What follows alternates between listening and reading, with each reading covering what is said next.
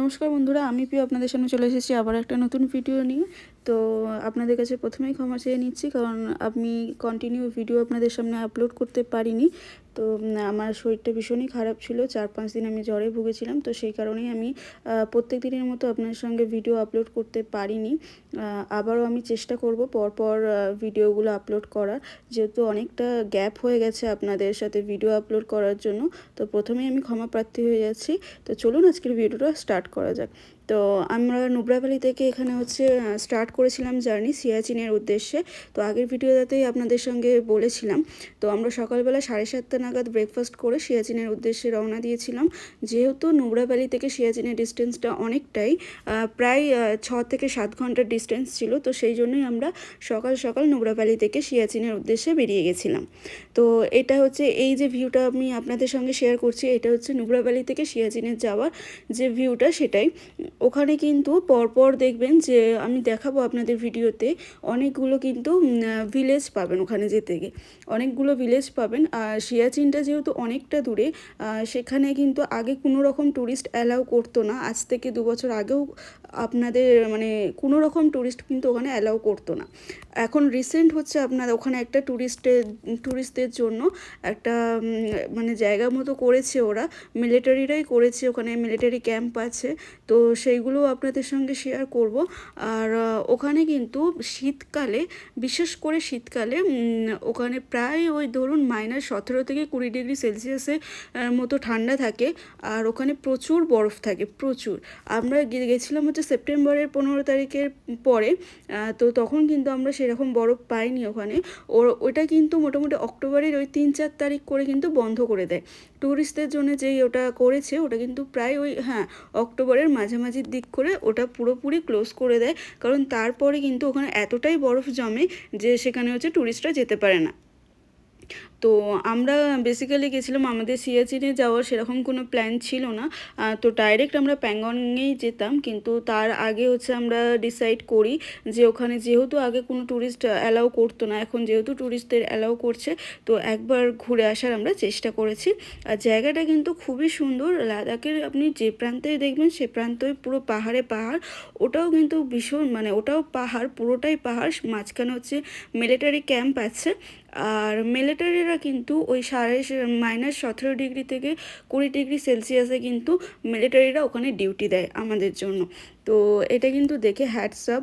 আর ওখানে military camp camp যেহেতু আছে, তো সেক্ষেত্রে ওখানে যদি আপনার শ্বাসের কোনো কষ্ট হয় বা যদি আপনার ফিজিক্যাল কোনো কষ্ট হয়, ওখানে কিন্তু সব রকম ব্যবস্থা আছে। এমনকি অক্সিজেনের ওখানে ব্যবস্থা ছিল। আমরা যে 5 জনে ওখানে গেছিলাম, রায়ের ওখানে গিয়ে একটু ভমিটিংয়ের সমস্যা হচ্ছিল।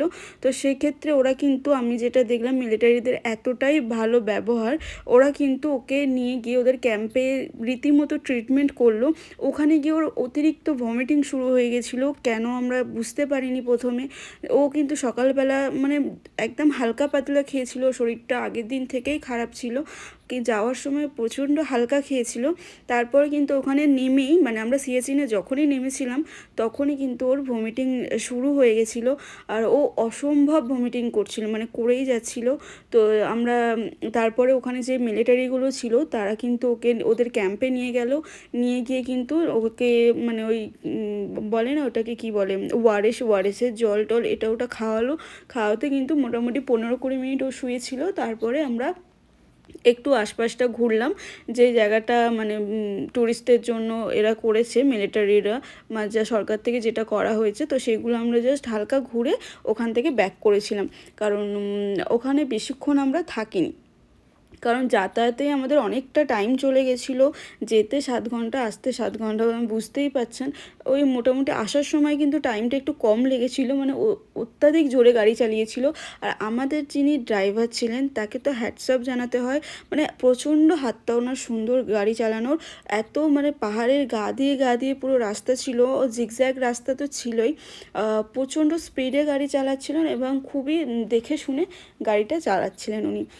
তো যাওয়ার যাওয়ার সময় এই যে দেখুন ভিউগুলো আপনাদের সঙ্গে যে শেয়ার করছি, এখানে কিন্তু এই মানে ওই যে গ্রিনারিটা আমি যতক্ষণ আপনাদের মানে আপলোড করেছি, মানে ভিডিওটা দিয়েছি, সেটা কিন্তু পুরোপুরি তখন কিন্তু ওখানে মানে জনবসতি ছিল, নুব্রা ভ্যালির এরিয়া। এই যে আপনাদের সঙ্গে এই যে পুরো ফাঁকা জায়গাটা দেখতে পাচ্ছেন না, এটা কিন্তু পুরোপুরি সিয়াচিনে আমরা ঢুকে গেছি প্রায়। এখানটায় কোনো রকম কোনো জনবসতি থাকে না, প্রথমেই আপনাদের জানাচ্ছি, কারণ এখানটা পুরো ধুধু মাঠ।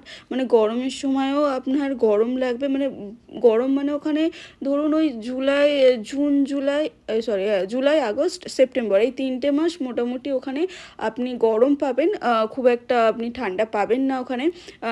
পাহাড়ের ওপরে বরফ থাকে ওখানে, ওখানে সারা বছরই পাহাড়ের ওপরে বরফ থাকে, কিন্তু নিচটা কিন্তু পুরোপুরি আপনি দেখতেই পাচ্ছেন যে ওখানে কোনো রকম কোনো বরফ ছিল না। পাহাড়ের মাথায় ওটা বরফটা আমরা দেখতে পাচ্ছিলাম। আমরা যেখানে গেছিলাম সেখানেও কিন্তু পাহাড়ের মাথাতেই বরফগুলো ছিল, দেখতেই পাচ্ছেন ভিডিওতে আপনারা। এই যে আমরা চলে এসেছি সিয়াচিনে।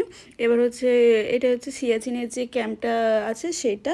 আর এখানে দেখুন ট্যুরিস্টদের জন্য ছোট ছোট কয়েকটা জিনিস দেখার মতো করেছে, যে ওখানে মানে মিলিটারিরা কিভাবে থাকে বা না থাকে ওই একটা। আর হচ্ছে একটা হচ্ছে এখানে একটা মন্দির করেছে দেখুন, মিলিটারি এরিয়া। এরপরে কিন্তু ওই পাশে কিন্তু আর কোনো রকম ট্যুরিস্টদের অ্যালাউ করছে না। মিলিটারি এরিয়া যেই দেখছেন বর্ডারটা, ওর আগে পর্যন্ত আপনাকে অ্যালাউ করবে, ওর পরে কিন্তু ওখানে কোনো যাওয়ার কোনো পারমিশন নেই। আমরা ওখানটায় দাঁড়িয়ে অনেকগুলো ছবি তুলেছিলাম। আর এই যে এটা হচ্ছে একটা ওপি বাবার মন্দির। আমরা মিলিটারিরা কিন্তু যখনই যুদ্ধ টুদ্ধ বা কোথাও যায় তখন কিন্তু এই মন্দিরে ওনারা পুজো দেন, পুজো দেওয়ার পরে তখন যুদ্ধ করতে যান। বা যদি কোথাও মানে হয় না অনেক রকম যুদ্ধ টুদ্ধ বা যাই হোক, তখন কিন্তু এই মন্দিরে ওনারা প্রচণ্ড বিশ্বাসী, এই ওপি বাবার মন্দিরে। ওনারা কিন্তু বলেছেন যে ভিতরে ঢুকে কোনো রকম সাউন্ড করবেন না, জাস্ট ঢুকবেন, ঢুকে দেখে তারপরে বেরিয়ে আসবেন। আমরা তাই করেছিলাম। আমরা যেহেতু রায়ের শরীরটা খারাপ ছিল, আমি বৌদি রায়কে নিয়ে বাইরে দাঁড়িয়েছিলাম, অমিতা আর আমার হাজব্যান্ড ঢুকেছিলেন ভিতরটা। আর ভিতরটা এই যে দেখুন জয় ওপি বাবা মন্দির, এই যে মন্দিরটা, আর এই ঠাকুরগুলো দেখতে পাচ্ছেন। তো এটাই হচ্ছে মন্দিরটা, এই যে মন্দিরটা আছে। আর ওইখানে টুকটাক কিছু মিলিটারিদের ছবি আছে, আর ফ্ল্যাগ তো আছেই, ব্যাস এইটুকুই হচ্ছে জায়গা নিয়ে মিলিটারি মানে একটা সিয়াচিনে একটা ট্যুরিস্টদের জন্য জায়গা করেছে। তো দেখুন এই যে এই ভিউটা যেটা আপনাদের আই লাভ সিয়াচিন এটাও লেখা ছিল।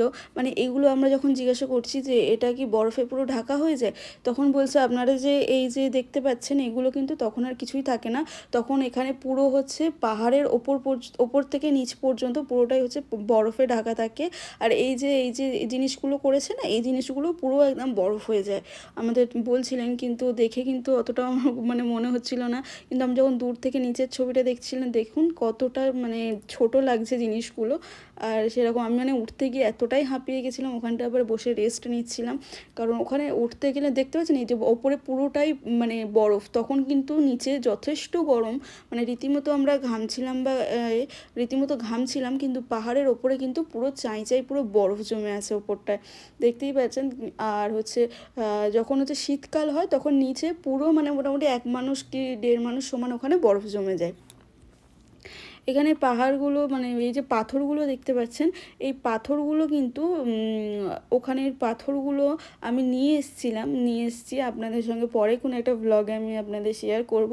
সিয়াচিনের এই যে পাথরগুলো হয় না, পাথর আমি একটা কালো আর একটা সাদা নিয়ে এসেছিলাম। যদি ওখানে আমি শুনছিলাম যে ওখানে এর পরে নাকি আর কোনো ট্যুরিস্ট অ্যালাউ করবে না, কারণ ওখানে গিয়ে অনেকেই অসুস্থ হয়ে যান, বা অনেকেই অনেক রকম মানে ফিজিক্যালি ডিস্টার্ব হয়ে যান ওখানে গেলে, যেহেতু অনেকটাই মানে জায়গা, তো সেই জন্য ওখানে নাকি আবার নাকি বন্ধ করে দেবে। প্যাংগংও সেম শুনছিলাম, প্যাংগংয়ে গিয়ে কিন্তু আমরা স্টে করেছিলাম, কিন্তু এখন শুনতে পাচ্ছি যে প্যাংগংয়েও নাকি হচ্ছে ট্যুরিস্ট যাবে, গিয়ে দেখে কিন্তু ওখানে রিটার্ন করতে হবে। আমরা গিয়ে যেমন একদিন ছিলাম, ওখানে সূর্যাস্ত দেখেছি, সব কিছুই দেখেছি, এখন নাকি ওটা বন্ধ করে দেওয়া হবে সেরকম শুনেছি। তো লাকিলি আমাদের লাকটা খুবই ভালো ছিল, তো সেই জন্য আমরা পুরোটা কিন্তু ভালোভাবে দেখে তবেই কিন্তু ব্যাক করেছিলাম। এখানে একটা বিচ মতো করা করা ছিল, মানে ওটা কিন্তু পুরোটাই দেখতে পাচ্ছেন টিনের, ওটা কাঠেরও না কিছু না, টিনের একটা বীজ করা ছিল। সেই বীজটার ওপরে গিয়ে ছবি তুলছিলাম। দূর থেকে মনে হচ্ছে কিন্তু ওই ডিস্টেন্সটা অল্প, কিন্তু না, ওটার কিন্তু ডিস্টেন্সটা অনেকটা, প্রায় 3 মানুষ ওপরে কিন্তু ওই বীজটা করেছে। আর ওই বীজটা থেকে যখন নিচে দেখছিলাম তখন অসম্ভব ভয় লাগছিল, কারণ পাথরগুলো এমনভাবে মানে খাড়াই মতো হয়েছিল, খুবই ভয় লাগছিল।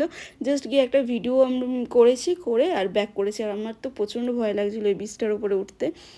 এই যে তারপর বীচের ওপরে উঠে কয়েকটা ভিডিও করলাম দুজন মিলে, আমি আর আমার হাজব্যান্ড অনেকগুলো ভিডিও করেছি, প্রচুর ভিডিও করেছি। তো সব রকম আমি আপলোড করতে পারিনি, আমার এডিটিংয়ের সমস্যা, শরীরের কন্ডিশন খুব একটা ভালো ছিল না, তো সেই জন্য এখনও অনেক ভিডিও পড়ে আছে যেগুলো আমার ইনস্টাগ্রামে আমি এডিট করে ইনস্টাতে দেবো, এটা এরকমই একটা ইচ্ছা আছে।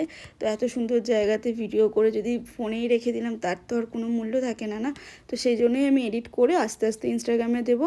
আর যেহেতু আমি ইউটিউবে এখনও ঠিকঠাকভাবে লাদাখের ভিডিও আমার এখনও অনেক কিছুই দেওয়া বাকি আছে। আমি প্যাংগংয়ে গেছিলাম, মেন যে আমাদের আকর্ষণ প্যাংগং, সেটার ভিডিও আমি এখনও পর্যন্ত আপলোড করিনি। নেক্সট পার্টে আমি প্যাংগংটা দেওয়ার চেষ্টা করব। তো দেখুন আপনারা, এটা হচ্ছে একটা স্লো মোশন ভিডিও আমি আর আমার হাজব্যান্ড করছিলাম। ওখানে হচ্ছে আমার হাজব্যান্ড মানে রাগ করছিল, যেহেতু অনেক মিলিটারি ছিল না ওখানে, মিলিটারি মানে প্রচুর, আপনি মিলিটারি মানে গুণে শেষ করতে পারবেন না, ওখানে প্রচুর মিলিটারি, যেহেতু মিলিটারি এরিয়া ওটা, তো অনেকগুলো মিলিটারি ওখানে ছিল। যাতে ট্যুরিস্টদের কোনো সমস্যা না হয় সেক্ষেত্রে কিন্তু প্রচুর মিলিটারি ওখানে আপনি দেখতে পাবেন।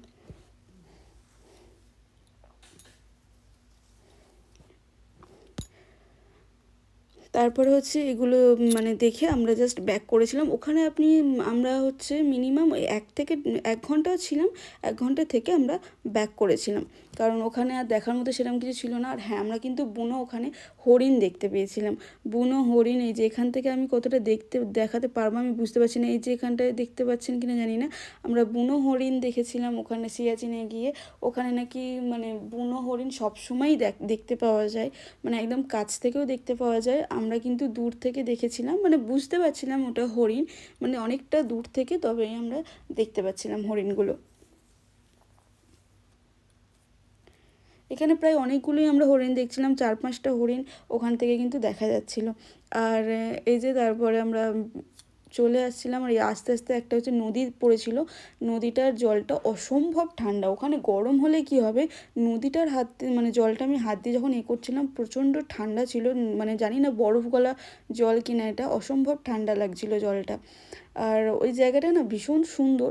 আমাদের ড্রাইভার দাদাকে ওখানে বলে আমরা ওখানে দাঁড় করিয়েছিলাম, দাঁড় করিয়ে অনেকক্ষণ এখানটাতে আমরা কিন্তু স্টে করেছিলাম, মানে দাঁড়িয়ে অনেকগুলো ছবি তুলেছিলাম বা ফটো তুলেছিলাম, অনেক কিছু করেছিলাম।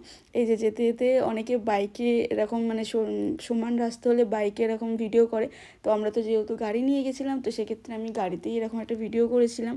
আর ভিডিওটা খুব সুন্দর হয়েও ছিল। এই ভিডিওটা কিন্তু আমার ইনস্টাতে দেওয়া আছে, যদি আপনারা চান ইনস্টাতে গিয়ে এই ভিডিওটা দেখতে পারেন। এই ভিডিওটা কিন্তু আমি ইনস্টাতে আপলোড করেছিলাম, আর অনেক ভিউ হয়েছিল ওটাতে, মোটামুটি আমার ফলোয়ার্স অনুযায়ী ভালোই ভিউ হয়েছিল ওতে। এই যে গাড়িতে আমরা বসে বসে কিন্তু মানে ওখানে যেহেতু কোনো রকম কোনো খাবার পাওয়া যায় না, তো সেক্ষেত্রে আমরা খাবার কিন্তু গাড়িতে প্যাক করে নিয়েছিলাম, লাঞ্চে যেটা আমরা খাবো, তো সেটা প্যাক করে নিয়েছিলাম। ওই জাস্ট শুকনো খাবার নিয়েছিলাম, শুকনো খাবারই আমরা লাঞ্চে খেয়েছিলাম। আর কিন্তু সেরকম আমরা কিছু সেদিন খাইনি। জলটা বেশি করে নিয়েছিলাম, কারণ ওখানে জলও পাওয়া যায় না, খাবারও পাওয়া যায় না, তো সেক্ষেত্রে জল আর খাবার দুটোই কিন্তু আমরা অনেকটা পরিমাণেই ক্যারি করেছিলাম, ক্যারি করে ওখানে তারপরে গেছিলাম।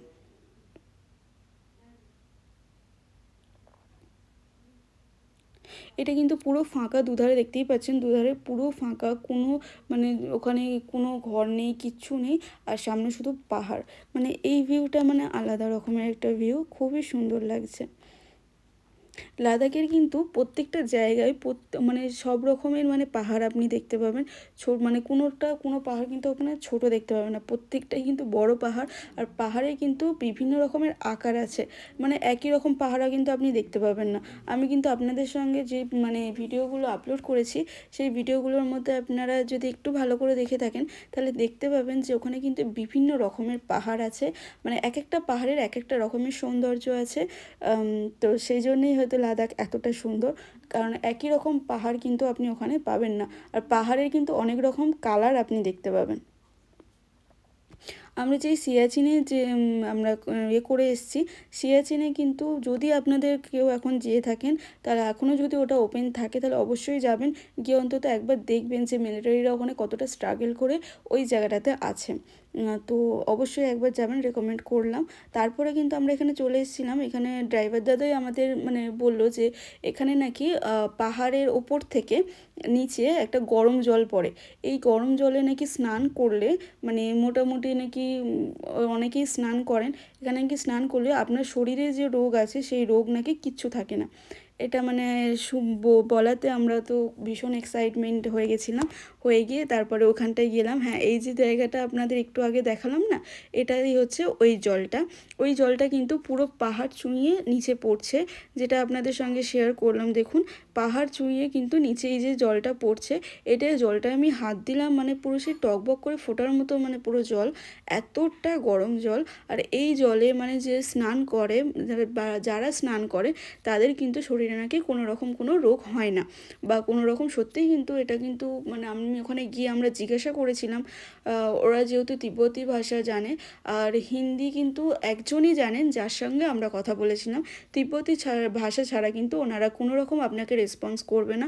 যদি কেউ তিব্বতী ভাষা জেনে থাকেন তাহলে অবশ্যই ওনাদের সঙ্গে কথা বলতে পারবেন, ওটার ব্যাপারে কিন্তু ডিটেলসে আপনাদের বলে দেবে কি বৃত্তান্ত বা কিছু। ওখানে কিন্তু অনেককেই আমরা জিজ্ঞাসা করলাম এটা কি সত্যিই যে ওই জলে চান করলে রোগমুক্ত হয়, তখন কিন্তু উনি হিন্দিতে আমাদের খুব ভালোভাবে বুঝিয়ে দিয়েছিলেন যে হ্যাঁ হয়, কী জন্য হয় কেন হয় সেটাও কিন্তু ওনারা খুব ক্লিয়ারলি বুঝিয়ে দিয়েছিলেন। আর জলটায় হাত দিয়েছিলাম পুরো একদম মানে সে বললামই তো পুরো টকবক করে ফোটার মতো জল, এতটাই জলটা হচ্ছে ভারী। তো আজকের ভিডিওটা আমি এখানেই স্টপ করছি, শরীরটা সত্যি ভালো ছিল না বলে অনেক দিন ভিডিও আপলোড দিতে পারিনি, আবার কন্টিনিউ ভিডিও আমি আপলোড করব আপনাদের সঙ্গে। আজকের ভিডিওটা এখানেই শেষ করব। যদি এই সিয়াচিনের ভিডিওটা আপনাদের কিছুটা হলেও ভালো লেগে থাকে তাহলে অবশ্যই একটা লাইক করবেন, শেয়ার করবেন অ্যান্ড সাবস্ক্রাইব করবেন আমার চ্যানেলকে। আজকে এই পর্যন্তই, সবাই সুস্থ থাকবেন, ভালো থাকবেন। পরবর্তীতে আমি প্যাংগংয়ের অবশ্যই ভিডিও আনার চেষ্টা করব।